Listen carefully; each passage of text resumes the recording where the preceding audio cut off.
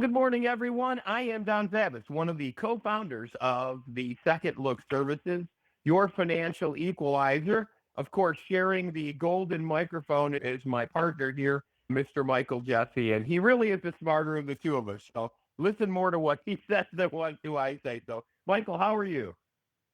I'm doing great, Dom. How are you? I very well. You were actually traveling on business over these last couple days, and I get the sense that you probably picked up some interesting tidbits of information. Maybe we can pre-share them with our guests today. Yeah, so the event is called Elite Edge, and it is hosted by a company called Cardone Ventures. Now, again, quick background, I am a certified 10X business coach. I work mostly for the Grant Cardone Enterprises. However, obviously, there's a partnership with Cardone Ventures. The event basically helps people understand how to pick a target, how to reach your target, what are the 10 elements of business, and what are some of the downfalls that most business owners fall into, not realizing, again, something that you and I talk about, there's a path forward. And that's the part that a lot of people don't understand. There is a path to 100 million. There is a path to even a billion. You just have to talk to the right people to find out what that path looks like so you don't have to struggle for decades. So that's the greatest takeaway. I got to meet with business owners from less than a million, greater than 50 million, and got to hear so many amazing stories about their journeys. You know what? I absolutely love that. And I think it's very worthwhile now because, so many of the people that we're talking to now as this starts to develop and that I'm talking to think that there's something there, maybe know that there's money left on the table. But and I'm going to use the word fear because it's the only word that I think makes sense.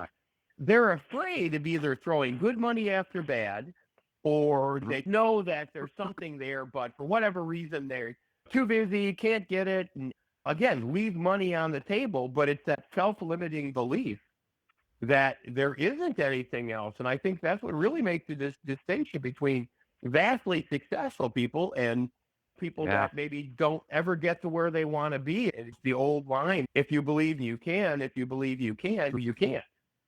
And a lot of times I just thankfully it's like I'm stupid. I think I can do anything when in reality I know that I can't. And yet I have no self-limiting in beliefs on that. So today's newsletter, I got to tell you, they get better and better and better. And so much of what we talked about today, and specifically some of the items that I think are interesting in the newsletter, it talks a lot about navigating IRS. I think is really going to be a big area for us, and it talks about navigating the IRS world, but primarily with confidence. I think people are afraid that if they call them and say something, there is this clandestine move that, okay, if you call us and you want something, we're going to come back and audit you for the next 97 years and drag you through hell. And I guess it's possible that could happen by such coincidence, but I think that what we've got here in the newsletter is just excellent.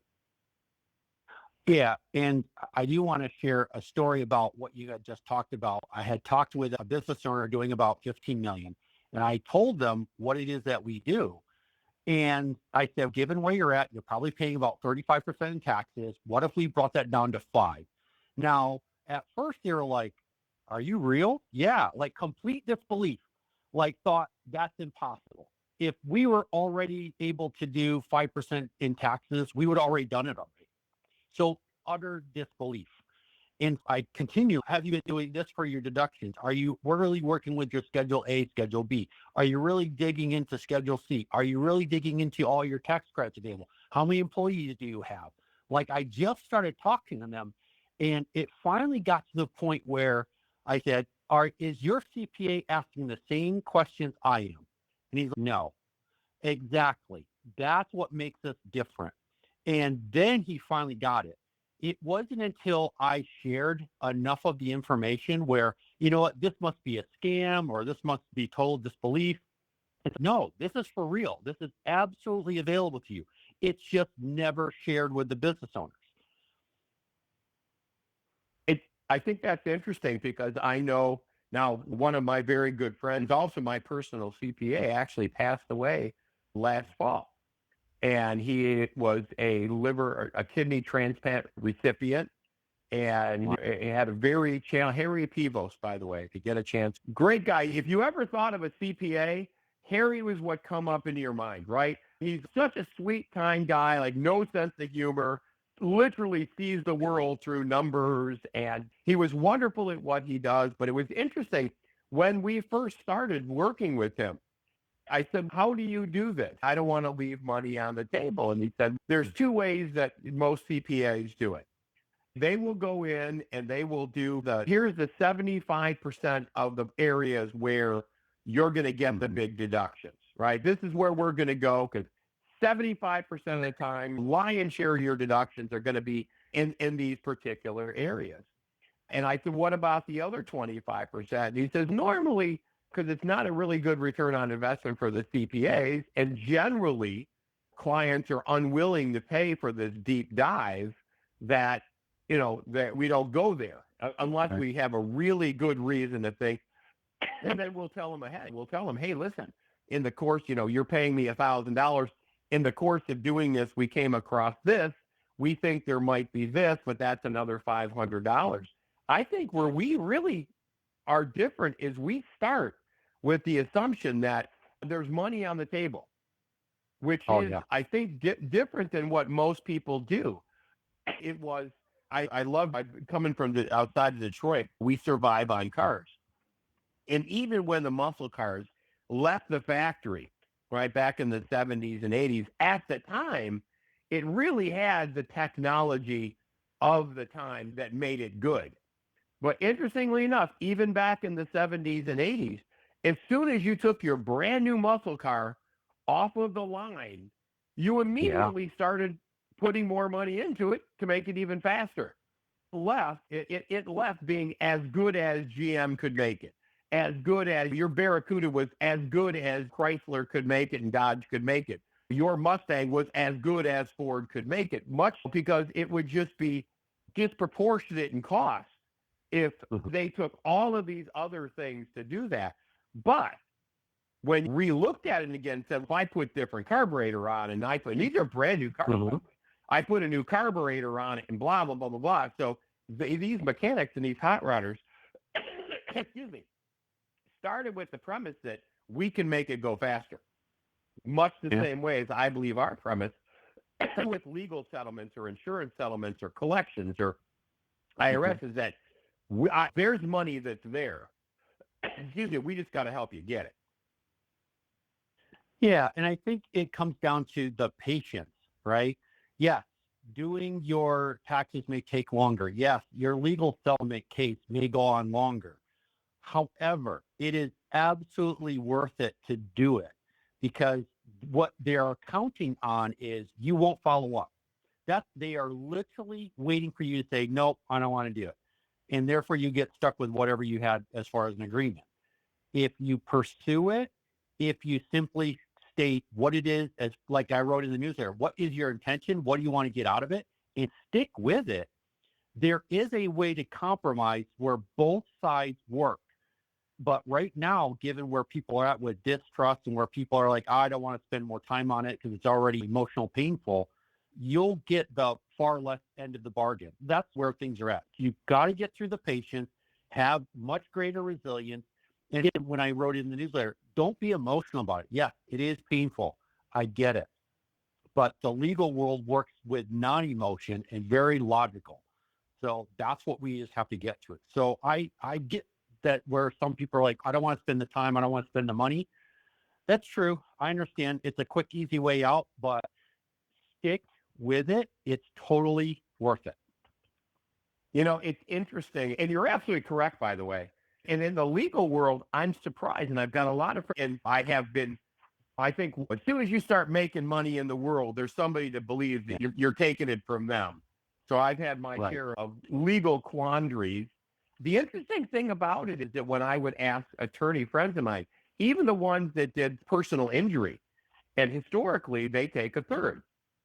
And I would ask them in terms of time, money, expenses, all of the things, how much time, money, expenses is prior to actually going to court, Hmm. And Yeah. in their words, other than the filing and paperwork going back and forth and motions and things like that, you're only looking at 20% of the Yeah. time. So say, for example, you have $1 million case and your attorney could potentially get $330,000 with a successful $1 million. But to get that $330,000, assuming you have to go to court, he's now going to have to put in 80% more Right. time than the time that he's got. So if you get an offer of $500,000, now, yes, he's not going to get 333,000. He's going to get what, 165 and some change? But he's Mhm. only had to work 20% of the time. So he's making half the amount of money, but he's only working 20% of the time to get it. So in their world, that's a good deal. And I'm not besmirching attorneys. I love attorneys. Right. But it's interesting when you start looking at the motivation is that would I rather take half as much but only work less than a quarter?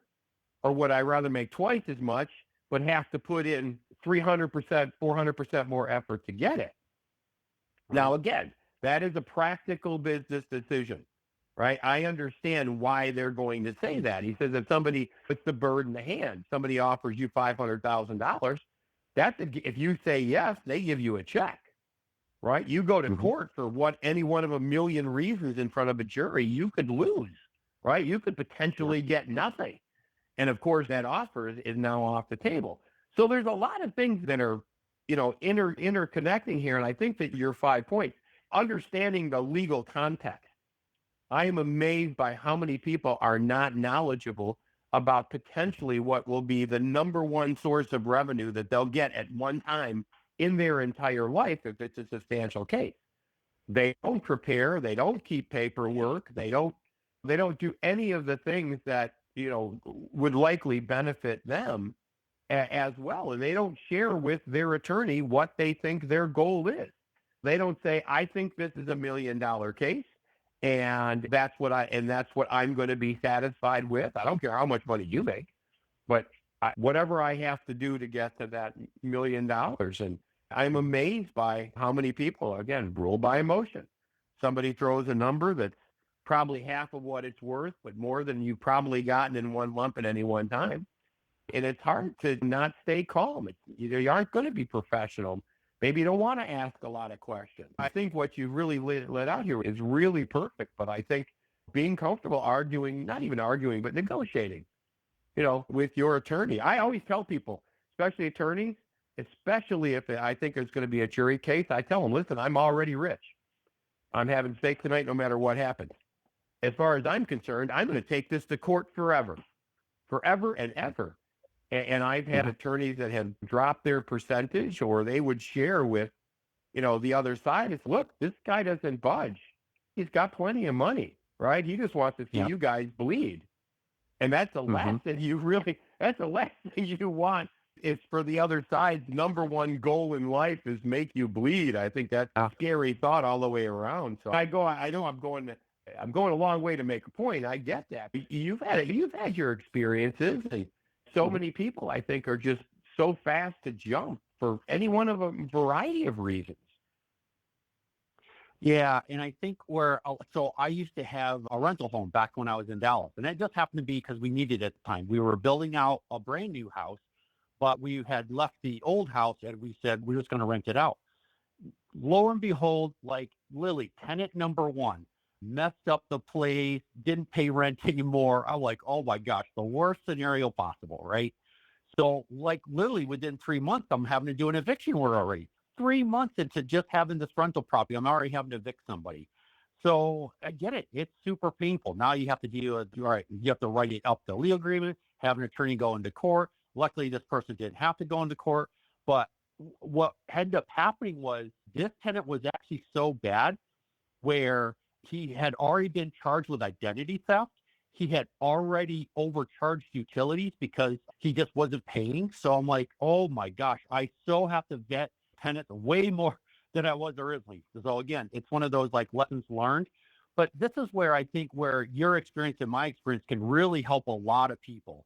Like you and I have had so many different challenges, whether on the legal side or even on the collection side, whether having to send out collections or having collected against us. It's the experience itself, I think, is going to be eye opening for so many people. And I so want to share this because these, again, are nothing you're going to learn in school. It's nothing you're going to learn in college. Like none of what we're going to be talking about in our videos that are going to be coming out very soon, our newsletters, these are things everyone needs to know. And we so hope that when you listen to this, that you make sure to sign up on our newsletter, make sure to go on our website. We are going to be writing some new content soon. And just be aware, there's a whole world out there. So increase your self-awareness, be knowledgeable. That's your greatest defense. It's interesting that you mentioned collections, and I've actually gotten a collections attorney that my goal is to have be our guest sometime in the future. But I am amazed by how many people either maybe have loaned a friend or a family member or maybe a business that someone owes them money, that they just are prolonging the whole idea that they don't really, again, throwing good money after bad. And I've had people say, I don't want to sue them because I don't want to destroy the relationship. And I think to myself, wait a second, they're not paying you right now. They're stealing from you. And you want that. I always kiddingly say, okay, I'll say what? Loan me $10,000 and I won't pay you. And then don't sue me because you'd be worried about destroying the relationship. I think if people have, when they become aware that Second Look Services is willing to do that, now, again, we'll do it gently and we'll do it professionally. And the plan is always you don't destroy the relationship, especially if it's a family member, friend, anything like that. That is clearly always worth more than money. However, there is a time when the money does become important because if you're behind on your bills because this person isn't paying you, and I find that most people when they loan family members or friends money, they're not giving them that money out of their surplus, right? They're giving that money out of their want. It's not like they're super rich and they can walk away from 10 grand. That might be the only 10 grand they have, but they want to help their children or help a family member or a close friend or in business because you have to pay for the raw materials, right? Maybe you don't want to destroy the relationship because you hope you can get past it. But doing nothing and hoping, I always say hope is not a strategy. Hope is what you do when everything else fails. I have a standing rule for all things related to collection, excuse me. Just be fair to me. Yeah. Just be fair, right? This is what I did. All right. Be fair. This is what your agreement was. We may have to change it or be flexible and maybe manipulate some of the dollars and move around some of the dates, but just treat me fairly. And I'm wondering why that now is such a terrible thing that the person that's wronged you, you're now feeling bad about trying to go get what you were promised. So I think that collections range is really going to be, and I think most people, everyone has had a version of that. Either they gave it or they got it, right? I don't think any single person is immune.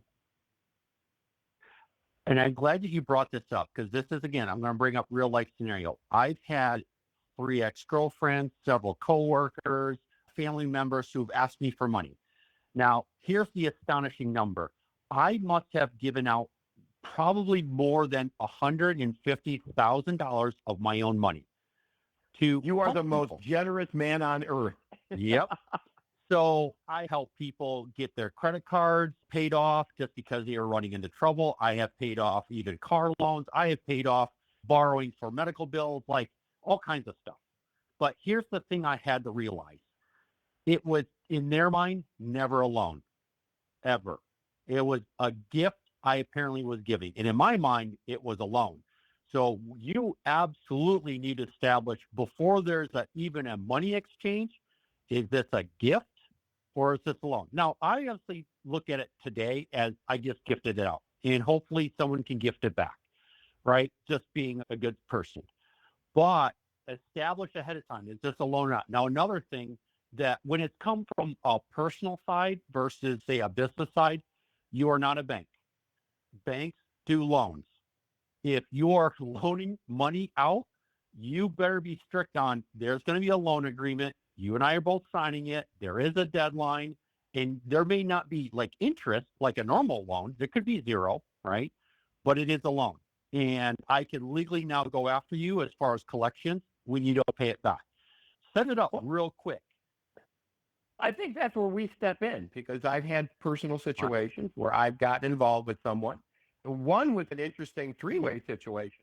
I had Wow. an individual who owed me money and shared with me that they are not able to pay me because someone else was not paying them. If you've been in business, you've heard this, right? You supply the painter with paint, and the customer who got the house painted isn't paying the painter.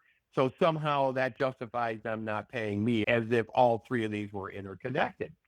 And I said, okay, fine. Since I'm anxious to get paid, let me step in. And they were more than willing to do that. It was exactly the scenario that you just said. Here's what it was. This was the agreement. We'll figure it out. I'll give you the money now and we'll figure Wow. it out. That was what the agreement was, figure it out. Now, you're right. They figured it was just because they didn't say you have to pay me X amount of dollars on this date, blah, blah, blah. They figured, you know what, they're not asking for a repayment. They're not asking for an interest. We don't have any schedule. We don't have anything like this. So if they're not going to ask for it back, I'm sure as hell not going to worry about giving it to them. And when I stepped in and said, all right, I'm helping, I'll call him Bob. I'm helping Right. Bob with this because Bob and I have a business relationship that is attached to your financial relationship with him. And they said, I didn't think he wanted the money back. And I said, what did he tell you? And he said, we'll figure it out. And I said, yeah, that's me. Now we're going to figure it out. This is what you got. This is the amount of time that you had it for. Here's what prevailing interest would be. This is what a payment would look like. This is what I'd like to move forward with. So I think that's a perfect example. And it goes very much into what you had said on our newsletter. Understanding the context. You want to go in with some level of preparation, and asking for a game plan, to me, even for a family member, really doesn't seem Yeah. like you're asking for much. It's not like you're saying, I'm not going to give it to you. You're saying, yes, I'm absolutely going to give it to you. You tell me what you think is best. And now you're talking about $150,000. Again, you are the kindest person on the face of the earth. Yeah. But I understand the situation. There are times when I've just walked away and made up some kind of justifying scenario in my mind why this was the noble thing to do. And today's my birthday. I turned 64. Now at 64, I have a very different idea. And to me, it goes back to the just treat me fairly. I understand that Yeah. your circumstances might change. Life happens. I completely get that, right? But at this point in time, again, be fair with me. So I think that was a great way to look at it. It's so interesting that you're using the word fair. And the reason I want to treat this is in the legal side, it doesn't even exist. But when we talk about on the financial side, it seems to come up more often. So this is where what I like about this last weekend when I was at this event is language really matters. So when we use words like fair, in what context? What does fair even look like? And I appreciate having gone to this event and talked with so many people. Yeah, when we think about how we're talking with either prospects or our customers or our family, like what language are we using and what are we really intentional about? So the word fair gets so skewed between the finance world and the legal world. You are right. I have one thing that I always hang my hat on, and I've learned one thing about my time in business. And I think you also struck upon something. You and I have a lot of business, very street smart acumen that they're not going to Yeah. teach you in school. And unfortunately, a lot of this stuff, you had to be part of it, right? You had to Mhm. be in court. You had to be part of it. But to me, there's no contract I've ever seen that you can't figure out a way to get out of. There's always, Right. you said or as opposed to and, or this as opposed to this. So there's always, to me, the contract part of it is, I think it's important because it's a great starting point, but I don't think it's the be all and end all.